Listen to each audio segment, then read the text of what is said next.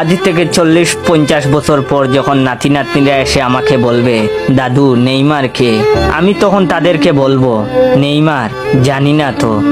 তখন তারা পিছন ফিরে চলে যেতে চাইলে আমি ওদের ডাক দিয়ে বলবো, শুন তাহলে, নেইমার সে তো এক মুকুটবিহীন রাজা ছিল। তার দাপটে কেঁপে উঠতো সারা বিশ্ব। সে ছিল ব্রাজিলের গর্ব। সে এমন এক ফুটবলার ছিল যে বিশ্বকাপ ছাড়াই সে সারা বিশ্বের মানুষের প্রিয় ছিল। নেইমার এ এক ক্ষুধার্ত রাক্ষসের নাম, যার গোল কুদায় সবকিছু চুরমার করে দিত। নেইমার এমন একটি নাম যা শুনে পিএসজি, বার্সেলোনা, সান্তোস গর্ব করে বলেছিল, আমাদের কপাল ভালো যে আমরা এমন খেলোয়াড়কে আমাদের করে নিতে পেরেছিলাম। নেইমার সে ছিল কোটি কোটি ছেলেদের রাত জাগার কারণ। সে ছিল কোটি কোটি মেয়ের ফুটবল ভালোবাসার কারণ। নেইমার সে তো ব্রাজিলের সাও পাওলো শহরের গর্বের নাম।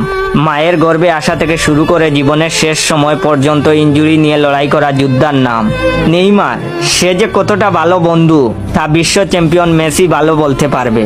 নেইমার মেসি, রোনালদোর মতো তারকার বীরে দূর থেকে জ্বলতে থাকা নক্ষত্র। কোটি কোটি ভক্তের কান্নার কারণ ওই নেইমার। সে ছিল ফুটবল ইতিহাসের এমন অভিনেতা যে কিনা দোষ না করেও দোষী হয়েছে। তার সাহস এতই ছিল যে ম্যাচ চলাকালীন সময়ে রেফারির কানে বল দিয়ে আঘাত করেছিল। এই সেই নেইমার। নেইমারের একটা ফটো দেখিয়ে বুঝতেই পারবো না যে কখন চোখের কোণে পানি জমা হয়ে গেছে। নাতি নাতনিরা বলবে, দাদু তুমি কাঁদছো কেন? আমি তখন তাদের বলবো, না রে কাঁদিনি, এটা শান্তির পানি। তাদের বলবো, তোদের একটা জিনিস দেখাই, ওই বাক্সটা নিয়ে আয় তো।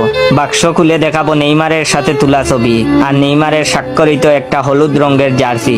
জানি না এমন হবে কিনা, তবে আশায় থাকবো একদিন আমার স্বপ্ন পূরণ হবে।